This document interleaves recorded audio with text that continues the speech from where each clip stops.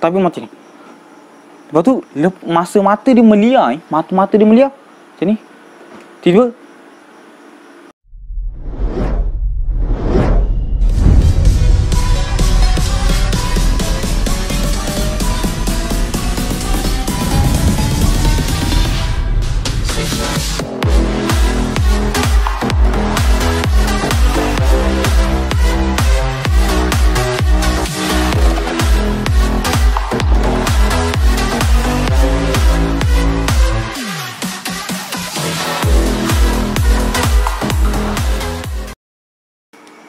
Assalamualaikum, selamat malam dan selamat kembali dalam Physics Scream Malam Sepi berteman kembali. Macam hari Isnin lepas, kita ada dengan Zikri. So hari Khamis, malam Jumaat, hari ini adalah turn aku untuk kongsi kisah-kisah seram bersama dengan korang pula. So actually hari Isnin punya video yang minggu ni adalah untuk gantikan video hari Khamis minggu lepas yang kita orang tak dapat upload sebab Zikri sakit kan. Untuk minggu-minggu seterusnya, video untuk hari Isnin dah tak ada. Cuma video untuk hari Khamis malam Jumaat macam biasa. So macam biasa, sebelum kita start, jangan lupa subscribe, like, comment, share, and jangan lupa hit notification button. So bila kita orang update video-video terbaru, korang akan dapat notifikasi terus, okey? So sebelum kita mula, aku nak minta lah jasa baik korang untuk sebenarnya benda ni dah jadi lebih kurang 2 tahun lepas kat aku. Tapi sebabkan keadaan jadi macam makin parah, so aku nak minta lah jasa baik korang untuk doakan. Yang pertama, pakcik aku dia terjatuh atas aku, yang mana menyebabkan macam kecederaan tulang dekat pinggang macam tu lah kot. So still dalam tempoh recovery. Yang kedua adalah abang saudaraku yang sekarang tengah bertarung melawan sakit dia. Sekarang sangat-sangat macam dalam kondisi yang agak kritikal lah. So aku harap korang doakan. Yang ketiga adalah adik saudaraku yang baru je mengalami kecederaan, which is dia punya jari kelingking dia terpaksa dibedah sebab ada sedikit kecelakaan lah berlaku masa dia bermain di taman permainan. And yang terakhir sekali, macam biasa, macam kita tahu, aku nak korang doakan sekali mufti kita yang sekarang telah disahkan mengidap COVID-19. Tapi insyaAllah harap tak ada apa-apa. So aku harap korang doakanlah individu-individu yang aku sebutkan ni supaya kembali macam biasa, kembali bekerja macam biasa, kembali menjalani hidup normal yang biasa lah, macam tu. So thank you sangat-sangat yang doakan. So tak nak saya sedih, kita let chill dulu. Korang simpan doa-doa korang tu untuk tahajud malam ni. Kita terus ke kisah kompilasi kisah seram yang bagi aku, kalau korang nak pergi tandas sekarang, baik korang pergi post tu video ni, pergi tandas dulu. Sebab malam ni kita nak bercerita mengenai 3 kompilasi kisah seram tandas puaka.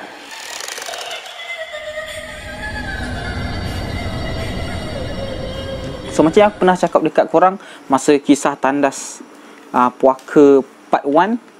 Oh, lupa nak cakap yang kisah ni adalah kisah tandas part 2 So macam aku pernah bagi tahu kat korang masa kisah tandas part 1, tak kisahlah kisah tu berlaku dekat mana, dekat pejabat ke, dekat tempat kerja, dekat sekolah ke, dekat asrama ke, tapi bila dia berkisah pasal tandas, kita akan masukkan dalam kompilasi kisah seram tandas puaka. So tanpa membuang masa, jom ikut aku, kita masuk ke kisah pertama untuk malam ni. Kisah yang aku bagi tajuk Tarikh Keramat.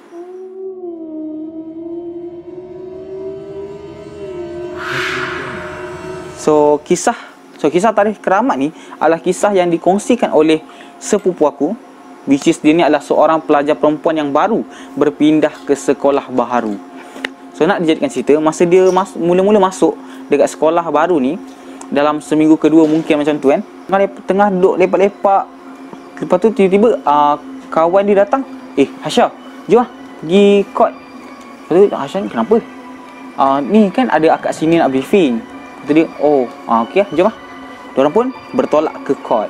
So setibanya diorang kat court, akak sini ni, so korang tahu tak kenapa aku panggil korang kat sini? So aku tak nak buang masa korang, aku nak cakap sikit je.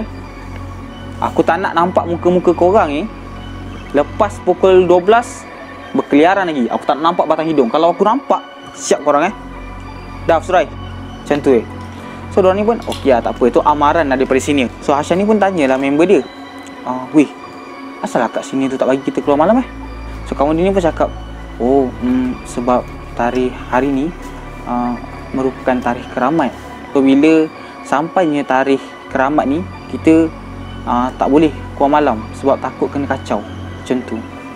So Hasyan ni macam, okey, kepercayaan tahyul semua ni Nak dijadikan cerita, si Hasyan ni pun pergilah bilik iron untuk iron baju-baju sekolah dia. So si Hasyan ni, dia jenis yang kalau dia iron semua baju dia. Daripada Isnin, Selasa, Rabu sampai Jumaat, dia iron. Sebab boleh terus pakai, sidai boleh terus pakai. Pada 11.45 malam, si Hasyan ni pun iron lah baju-baju dia, buat kerja-kerja dia. Duk iron, tiba-tiba lampu terpadam. Bukan lampu asrama, lampu bilik tu je. Bila blackout kau faham siapa tak cuak Aku kalau duduk dekat ruang tamu, tiba-tiba lampu terpadam, aku menjerit panggil mak. So si Hasyan ni pun dalam keadaan cuak, lampu terpadam, tiba-tiba ada angin Angin yang datang entah dari mana. Bilik tu tak ada tingkap, tapi angin datang. So dia pun dah makin cuak lah. Makin cuak, apa lagi dia nak keluar daripada bilik tu. Tengah-tengah lari nak keluar, pintu tu tertutup Pintu bilik iron tertutup, berkunci. So dia pun macam duk ketuk. Lepas tu tiba-tiba tengah duk menjerit-jerit lah, tolong, tak apa kat luar, tolonglah. Lampu terbuka balik. So lampu terbuka balik, and then tiba-tiba pintu terbuka. Tak bisyang member. So si Hasyan ni pun ambil lah baju-baju dia semua, terus bawa balik ke dom balik. Terus bawa balik baju-baju dia balik ke dom. So si Hasyan ni pun tak nak fikir banyak, sebab dia nak masuk tidur dah pun Si Hasyan ni pun siap-siap lah, kemaskan diri semua nak tidur. Si Hasyan ni mungkin lah tengah sikat rambut kemas-kemaskan diri semua. Lepas tu dia terdengar bunyi tau. Dia tengah bunyi macam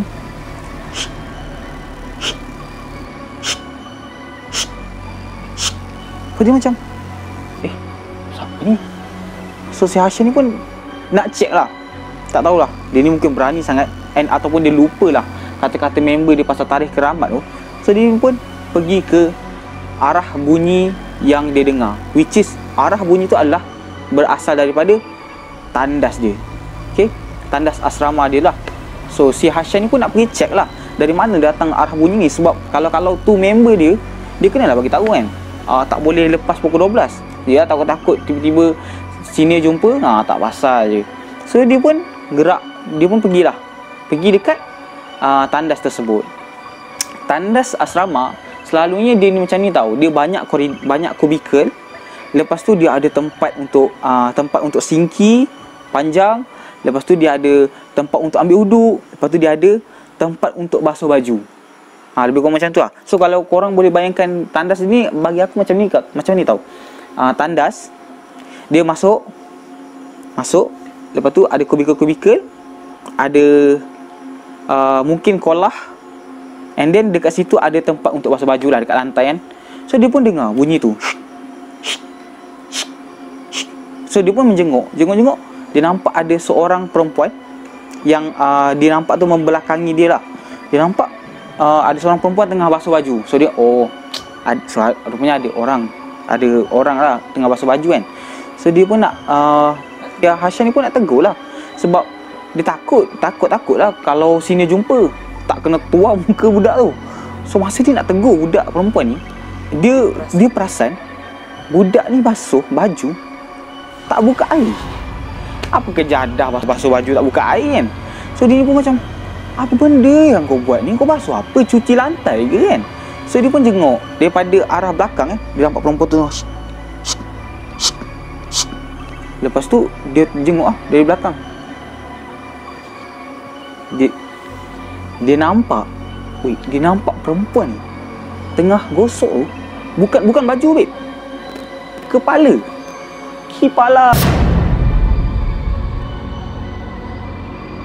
Dia gosok tu kepala tapi bukan kepala dia, sebab kepala dia still ada kat situ. Sebab yelah, kalau si Hasyan ni nampak benda tu tak ada kepala, baik dia dah lari dulu dah.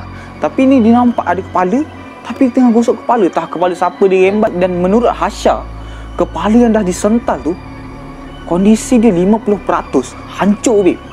Kau bayangkan kalau kepala kau kena sagat dengan rawai besi, hancur gak, babe. Walaupun lambat tapi hancur gak. So dia dah nampak tu seriau, dia lari lah kan. Dia lari, benda siap. Dia lari masuk dalam dom dia. And then dia terus tidur. So alhamdulillah lah malam tu benda yang kepala tu tak ikut dia sampai masuk dalam dom.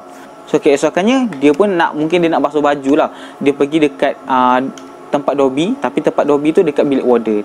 So lepas dah selesai semua dia basuh baju, dia pun naik nak naik dekat dom dia lah.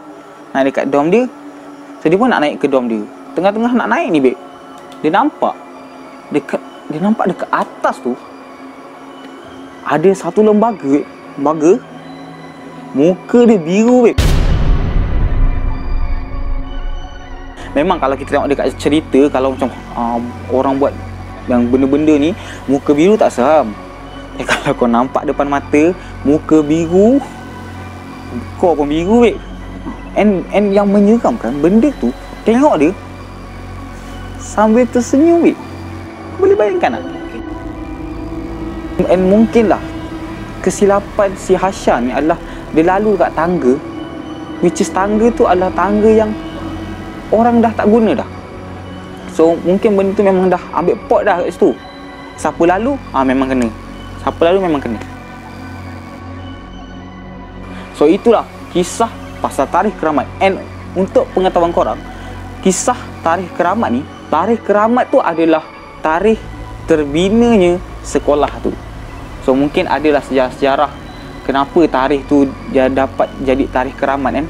Mungkin sebab ya kau faham lah, dekat hutan, benda-benda tu memang tinggal kat hutan kan. Memang mungkin dia dah bina penempatan kat sana, tiba-tiba manusia datang, dia tarah semua, hancur semua rumah diorang, dia binakan sekolah. Mungkin. So dia bina sekolah, and then benda-benda tu pun marah lah. And mungkin dia dah set tarikh lah. Bila tarikh, setiap kali tarikh ni muncul, diorang akan kacau penghuni-penghuni asrama. And mungkin simbolik sebagai protes ataupun balas dendam diorang. Macam tu je lah. So kita move up ke kisah kedua, kisah yang aku bagi nama refleksi. So kisah refleksi ni adalah kisah yang bagi aku memang menyeramkan, habis. Kisah ni terjadi kepada seorang pelajar masih berada di asrama Aspura. Okay, kalau korang tak tahu, Aspura tu adalah asrama putera. Okay, so asrama untuk budak-budak lelaki lah. So nak dijadikan cerita, kisah ni berlaku kepada seorang pelajar lelaki yang bernama Izhar. So satu malam, nak dijadikan cerita, si Izhar ni terbangun pada pukul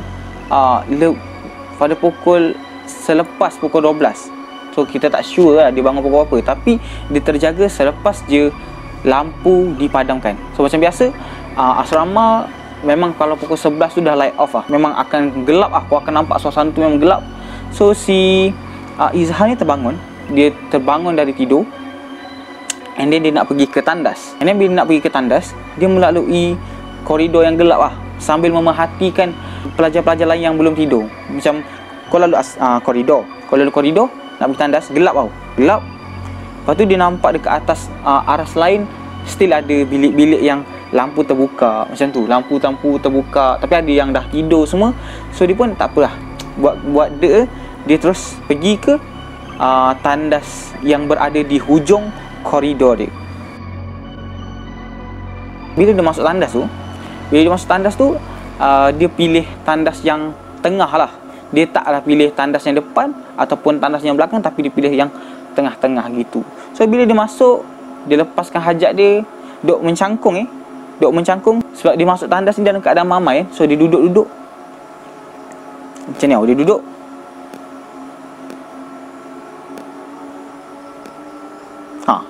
Kepala dia makin lama makin tunduk, terus gelap. Dia tertidur. Aku pun tak faham lah, dalam banyak tempat dia boleh tertidur. Tapi mungkin lah penat sangat yang belajar hari tu. So dia ni pun tertidur dekat tandas tu. Sampailah satu masa badan dia ni sendiri yang kejutkan dia. And kau faham kan, bila kita macam berada dalam satu posisi yang tak selesa, macam dalam posisi yang menyebabkan otot kita ni terpaksa bekerja. So dia ni, badan dia ni macam tiba-tiba dia tersentak tau, macam tu. So badan si Izhar ni dia tersentak, lepas tu dia terjaga dia daripada tidur. Lepas tu dia macam dah lepas hajat semua. Lepas tu dia nak ambil apa ni, getah paip lah. Nak ambil getah paip, dah buka, dia nak ambil getah paip. Time dia nak ambil getah paip ni, dia perasan lampu yang tadi cerah tiba-tiba macam ni, babe. Macam tu. Tiba-tiba macam tu, makin gelap. Lepas tu dia macam tak apa lah, tak ada apa-apa ni. Macam dia macam tengah mamai, dia buat dia lah. So dia nak ambil paip getah ni, kepala dia tunduk ke bawah kan. So dia nampak dekat refleksi lantai, refleksi jubin tu, ada something dekat atas, which is kubikel kan, ada divider kat tepi tu. So dia nampak ada benda tergantung dekat situ. Dia fikir mungkin ada orang masuk masa dia tidur tu, and then sangkut tuala ke apa lah kan, sangkut tuala ke apa. So dia macam menjengah lah kat atas. Time dia jengah ni, babe, time dia jengah ni, dia nampak ni, babe, dekat divider tu ada perempuan. Kau boleh bayangkan tak? Dia ada perempuan, rambut panjang macam ni, macam ni, dekat divider sambil dia mencakar-cakar, dia menarik badan dia nak masuk ke dalam kubikel tu, kubikel tempat Izhar tengah lepas kajat tu. Woi, dia macam ni. Lepas tu sambil dia nak capai kepala Izhar macam tu. And apa yang menakutkan lagi, mata dia macam ni, babe. Macam tu, mata macam ni, tapi macam ni. Lepas tu masa mata dia meliar, mata dia meliar macam ni, tiba macam tu. Tak seram, mata tengah meliar, tiba-tiba tak. Dia pandang satu arah tu. Dia pandang kat Izhar, babe, sambil tersenyum, tengah tarik badan dia nak masuk, tinggal nak lompat je. Si Izhar ni apa lagi, terus keluar kubikel, keluar lari sampai nak terjatuh. Sebab lantai tandas tu licin kan. Lari tidur pandang belakang, benda tu tengah merangkak keluar daripada kubikel yang dia masuk tadi. Tengah merangkak.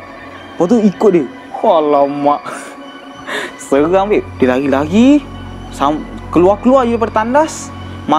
Terus member-member dia yang dengar jeritan si Izhar ni sambut dia. So memang malam tu si Izhar ni memang demam panas lah, babe. Memang kisah tu macam cukup lah, kisah tu untuk buatkan tandas tu dah tak digunakan lagi. Bukan si Izhar ni je tak guna, satu koridor tu semua takkan guna tandas tu. Sampai kisah tu menjadi macam urban legend lah untuk sekolah tu, and menjadi kisah daripada senior untuk disampaikan dekat junior-junior baru masuk. Gitu. So bila sini boleh jadi modal lah. Tak nak junior-junior keluar malam kan. Terus kau tahu tak, tandas tu ada benda ni. Macam tu. Wish, macam mana tu? Kalau lah benda ni jadi dekat aku, kalau kadang tak nak. Kalau jadi, tak boleh tu. Yes, tak boleh. Tapi tak apa lah, kita terus ke kisah ketiga. Kisah yang dikongsi oleh Kim Bayo sendiri. Kisah ni memang bagi aku seram lah. Dia memang kisah malam ni semua aku rasa macam semua nampak ni je. So tak apa lah, kita terus ke kisah ketiga malam ni. Kisah yang aku bagi nama bangun pagi, gosok gigi.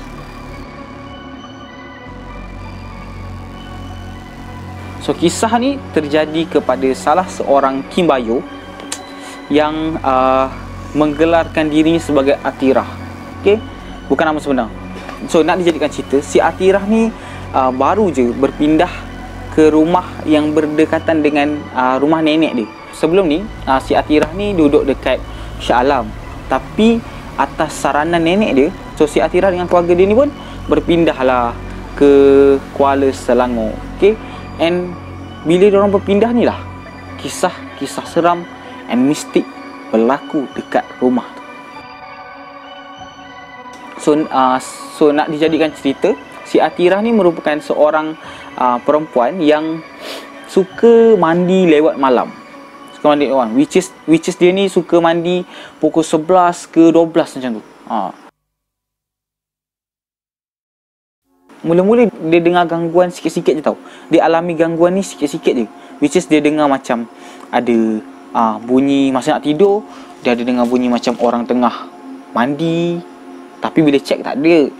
And then dia dengar ada suara menyanyi dalam bilik air. Menyanyi lagu apa? Lagu ni. Bangun pagi, gosok gigi. Benda ni pun pandai baik. And satu malam terbongkar di mana benda ni menjawab persoalan dia selama ni, which is yang dia dengar semua bagai tu adalah Kak Ponti. Dia cakap dia kata dia nampak Kak Ponti dalam bilik air. Dia nampak tapi ni belum climax lagi. Dia nampak macam mungkin dia dah habis mandi tu, dia keluar, lepas tu dia nampak dekat cermin ada macam perempuan berdiri ke macam tu. Tapi dia dapat reveal, rupanya selama ni Kak Ponti lah, macam tu. Tapi itu semua macam gangguan sikit-sikit. Tapi sampai satu malam dia alami gangguan sebenar. So masa satu malam ni, macam biasa dia mandi dalam pukul 11 ke 12. Okay, kedudukan bilik mandi dia ni adalah kau masuk pintu, kau akan terus nampak ada cermin bulat. And then dekat sini ada shower mandi. And ada shower mandi, and then ada cermin. Bilik mandi dia ni adalah bilik mandi yang bergabung dengan tandas, tapi dibahagikan dengan satu tembok. Macam ni bilik mandi, sini tandas, tapi semua satu tembok je. And berkongsi bumbung gitu. So atasnya ada ruang atas tu ada ruang and berkongsi lampu. So nak dijadikan cerita, dia ni pun satu malam dia mandi pukul 11 ke 12 ni dia mandi. So masa tengah dia duduk mandi, sedap kan mandi pukul 11-12. Mungkin ada lah orang yang suka mandi macam tu. Duduk mandi ni tengah basah-basah, and then dia pandang diri dia kan, terpandang cermin. Tapi masa dia pandang diri dia ni, dia nampak diri dia, tapi bukan diri dia je. Dia nampak ada perempuan lain, babe. Macam mana perempuan tu?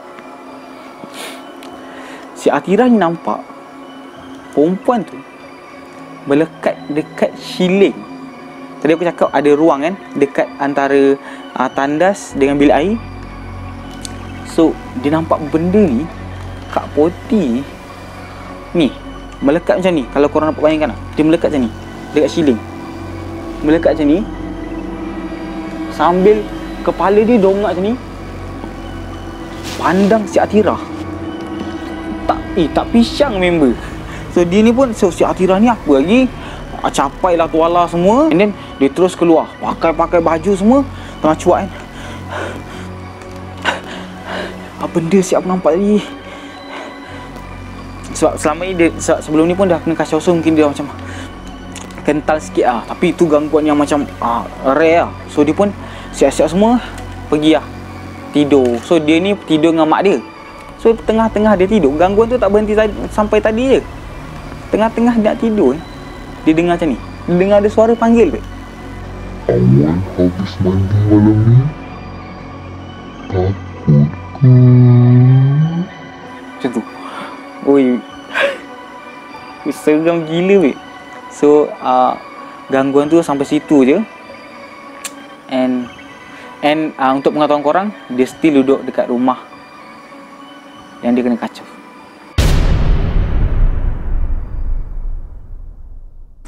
So itu je. Okay, 3 kompilasi kisah seram tandas puaka untuk part 2. So kalau korang nak part 3, korang boleh drop komen kat bawah, minta bang buat part 3. Lepas tu ataupun bang korang nak yang mana yang ada sequel kan? Mungkin rumah sewa ke, tanah perkuburan ke, korang boleh drop komen kat bawah. And jangan lupa dah ramai yang buat, tapi still aku nak ingatkan kat korang, kalau korang ada kisah-kisah seram, kisah-kisah menarik yang korang nak kongsi, korang boleh email kat kita orang dekat fizikscream@gmail.com, FI2IK scream@gmail.com. So mana tahu kisah korang tu terpilih. Tak semua mana tahu, mungkin kisah korang yang akan diketengahkan dalam Fizik Scream episod yang akan datang. Kalau korang boleh terus support kita orang, jangan lupa subscribe guys. Ajak semua member, ajak semua keluarga, ajak siapa-siapa yang korang, ajaklah semua kenalan korang kalau boleh kan, untuk subscribe channel ni, supaya kita orang ni lebih bersemangat untuk menceritakan atau berkongsi kisah-kisah seram. So itu je. Jangan lupa subscribe, like, comment, share and hit notification button. So bila kita orang update setiap hari Khamis malam Jumaat, korang akan dapat notifikasi itu dulu.